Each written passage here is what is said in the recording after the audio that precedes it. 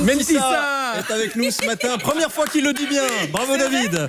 C'est vrai, d'habitude, tu es comme Moi, j'ai dit Mélissa tout à l'heure. on m'appelle souvent Mélissa. Au Starbucks, on m'appelle Meltissa aussi. Donc, Ouais, mais eux, ils font exprès. Hein. Ouais. Oui, c'est vrai. C'est vrai que c'est Comme ça, vous faites la petite photo sur les réseaux en disant ah, ils savent pas écrire mon prénom. Ouais. Donc, vous en avez pris un ce matin avant de venir? Non. Pas tous les jours, de temps en temps, quand on est à la gare. Mentissa, vous êtes là. Il y a du public qui est venu vous voir ce matin. Oui, on vous entend chanter aussi dans quelques minutes. Et tout ça pour découvrir votre nouvel album. L'album s'appelle Les Enfants Difficiles. On va en reparler dans quelques secondes. D'abord, écoutons le premier titre qu'on avait découvert qui est sur cet album. Je suis moi et pour ça, je suis pas désolée.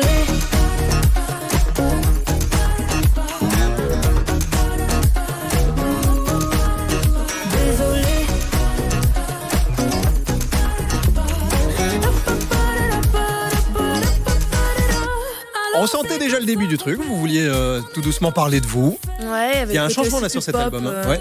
Oui, je pense que j'avais envie de prendre un autre virage, m'assumer davantage, me sentir plus libre. J'ai l'impression que cet album, que ce soit dans les sujets ou même dans les arrangements, il y a quelque chose de plus libre. Ça a été facile à faire ou pas? Parce que vous expliquez aussi dans un titre de l'album à quel point vous avez besoin de tout contrôler, que vous avez du mal à lâcher prise. Oui, ça se voit, je suis un peu je suis un peu en mode journaliste. Donc. Mais non. Vous êtes à la place du journaliste en plus. Oui, c'est pas évident de lâcher prise parce que je trouve que pour moi, l'illusion du contrôle, parce qu'en vrai, on contrôle pas grand-chose, pour moi, c'était vraiment une forme de protection, d'avoir l'impression de toujours pouvoir tout anticiper. Et cet album, il a été à la fois compliqué à écrire parce qu'il est très intime quand même, et en même temps, ça m'a fait du bien, c'était thérapeutique, ça m'a permis aussi, je pense, de mettre des mots sur des choses qui ont été difficiles à vivre, et j'ai l'impression que parfois, justement, à travers la musique, on peut accéder à des émotions, à des épreuves, à des moments de notre passé, et parfois, c'est plus difficile à faire oralement, frontalement. Donc moi, ma musique, en tout cas ce deuxième album, m'a beaucoup aidé, je pense. Sur cet album, il y a aussi ceci. Nous, les enfants difficiles, aux regards indociles, on joue l'indifférence, mais pourtant nous, les enfants difficiles, on est bien plus fragiles, malgré ce que l'on pense. Oui, pourtant, c'est celui qui Le clip est très joli, la chanson est très jolie aussi. Les Enfants Difficiles, pourquoi vous vouliez écrire ce titre? Parce que moi, on m'a appelée une enfant difficile quand j'étais plus jeune. Et c'est quelque chose qui m'a marqué. Pendant quelques années, j'ai eu du mal, moi, à trouver ma place à l'école, à trouver ma place dans le système scolaire. Et pour moi, c'était un sujet qui n'avait peut-être pas encore vraiment été abordé, en tout cas à ma connaissance. Et je me disais que c'était important aussi de parler de ça, du bien-être ou du mal-être de l'enfant à l'école. Et on vous avait dit quoi, petite?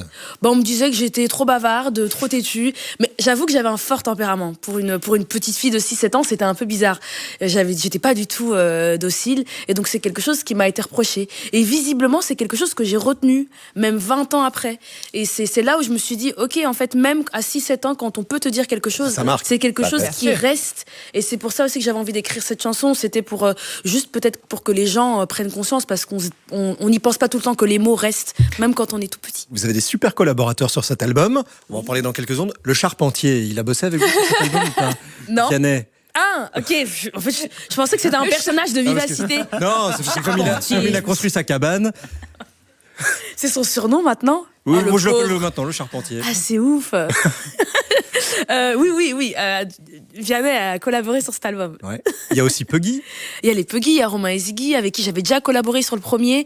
Il y a notamment Noé Préchoff, un ami belge, avec qui on a coécrit, je pense, 3/3 de l'album. Et puis il y a Jet aussi, avec qui on a co-composé, pareil, 3/3 de l'album. 3/3, c'est tout l'album. 3/3, c'est tout l'album. Non. Ah oui, non. 3/4 ou 2/3? C'est 2/3. Oui. C'est très tôt. Il est très tôt. Merci de m'avoir repris. Oui, c'est bien, il met les invités à l'aise, Gaëtan. Moi, les enfants difficiles, je les recale. C'était toi. Noé vous a beaucoup aidé à passer un cap au niveau de la façon de vous livrer. Oui, je pense que Noé, il a une facilité à dire les choses de manière un peu crue. C'est quelque chose, je trouve, qui le caractérise même dans ses propres chansons. Et moi, j'ai tendance à vouloir embellir les choses, à vouloir un peu, je sais pas, imager le côté plus métaphore. Et lui, il avait tendance à me dire non, si c'est ça que tu as envie de dire, c'est ça que tu dois dire un peu. Et donc c'est vrai qu'il m'a donné en tout cas le courage d'oser dire certaines choses que j'avais peut-être pas l'habitude de dire de cette façon-là dans mes chansons. Il y a des textes difficiles, on va y revenir dans un instant. Et puis il y a de l'amour aussi. On écoute un titre, on apprend des choses dans cet album. Et je ne voudrais surtout pas 3/3, j'adore. de crier sur tous les toits. Oui. Tout ça est tellement précieux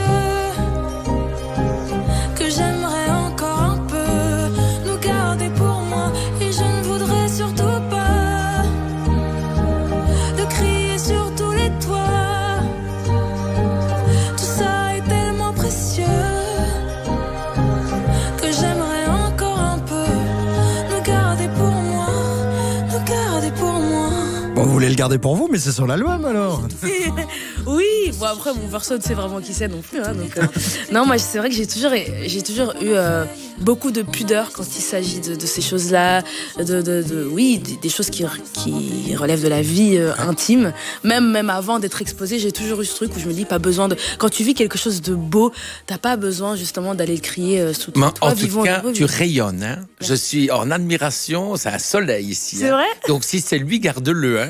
Mais garde-le bien, hein, celui-là. Hein. Merci, ah oui, c'est gentil. tu es rayonnante. Et même encore plus jolie que ce qu'on a vu là, hein, en télé et tout ça. Hein. Ah, et pourtant là, j'étais bien. Hein. Non, là, t'es canon. Hein. C'est les cheveux peut-être. C'est Non, la nouvelle coiffure. tu es rayonnante. Merci, mais vraiment, c'est vraiment. gentil. Il a dit quoi de la chanson? Oh, mais il aimait bien, hein. Oui. oui, regarde ça comme elle est belle. Non, il aimait bien, il était content. Hein. Mais vous lui avez dit avant ou pas? Non, je crois pas. Et il le découvre peut-être ce matin. Ce serait drôle. Peut-être. Non, mais en général, après chaque session studio, je lui fais écouter ce que j'ai fait. Donc là, je suis rentrée, je lui ai dit voilà, j'ai écrit cette chanson. Et il a dit ah, c'est bien et tout. Allez, qu'est-ce qu'on mange ce soir? J'adore. Oui, il Oui, était touché, quoi. Ouais. Oui. C'est excellent. C'est Elle est mignon. belle comme tout, tu rayonnes. Merci. Sur l'album, je disais, il y a des textes qui sont plus compliqués. Il y a ceci. Je suis la fille de ma mère, mes joies, mes larmes, c'est elle. Je suis sa fille et mon seul repère, c'est elle. Ma mère, c'est elle. Ma mère. Madame Bagout, là, on vient d'arriver à la gare du Midi d'ici. Enfin, on arrive. Je disais texte plus difficile parce que vous évoquez, Un vocal de... vous évoquez plusieurs choses dans le titre. Oui. Vous parlez de votre maman. Oui. Et puis vous parlez des traits que vous avez. Oui. Qui sont pas que les siens. Exactement. Mais vous ne dites que les traits. Oui. Pourquoi? Bah parce que j'ai pas connu moi, mon papa biologique. Donc finalement aujourd'hui je me dis que ce qui me reste de lui c'est ça, c'est les traits. Mais pour moi cette chanson elle est pas triste, elle est même presque, elle est émouvante. Ouais, c'est elle est vrai. émouvante parce que moi dès que je pense à ma maman forcément je me mets à chialer. Mais il y a quelque chose de beau je trouve, il y a quelque chose d'assez apaisant dans le fait de dire qu'en fait justement je ne lui en veux pas. Parce que en fait ma maman elle a tellement assuré en tant que maman, c'est pas évident. Elle a toujours réussi à être autant la mère et aussi avoir ce côté justement Faire les deux rôles. voilà, avoir les deux rôles. Et elle a toujours su en fait nous soutenir et nous apporter tout ce dont on avait besoin, moi et mes petits frères. Qu'aujourd'hui oui j'avais envie de lui dire en fait t'en fais pas parce que en fait je suis la fille de ma mère. Alors vous dites que vous chialez quand vous pensez à elle. Oui. Mais elle pleure aussi quand elle vous voit. Moi, je me souviens d'une session privée de Vivacité où elle était à quelques mètres de vous pendant que vous chantiez. On était au studio ICP. Et c'était magique de voir Ouais. la relation que Fière. vous Ouais, avez les deux. c'est normal. En plus elle écoute là ce matin, je lui ai dit bah, on l'embrasse. bisous maman. Je lui ai dit donc là elle va être Elle contente. s'appelle comment? Elle s'appelle Marie maman. Bon, bisous Marie. Et vous la repérez pleurer dans le coin des salles de concert? Alors, en général, quand je chante, je regarde pas trop. Hein. Ma maman, même mes proches, de manière générale, ça peut être un peu gênant, quoi. Genre, je vais pas regarder mon mec quand je chante la chanson d'amour, par exemple. Je vais regarder. Ah, pour ceux qui voulaient essayer de savoir qui c'était, on ne saura pas sur les concerts. Donc la seule personne qu'elle ne regarde pas, c'est lui. Pas mal. Et d'ailleurs, à propos de scène, vous serez le 26 juin au Festival des Sœurs Jumelles de Rochefort, vous serez le 11 juillet à l'Acemo à Enghien. Vous avez un été très chargé parce que vous passerez le 12 juillet au Bodestival à Bertry, 15 octobre au Cirque Royal de Bruxelles. 9 décembre, Théâtre Royal de Mons. Vous serez le 10 décembre à Anvers, le 11 décembre à l'OM de Liège. Est-ce que vous interpréterez ce titre-là sur scène? Comme un loup. On était si heureuses avant lui, avant tes joues se creusent. On était si heureuses avant lui.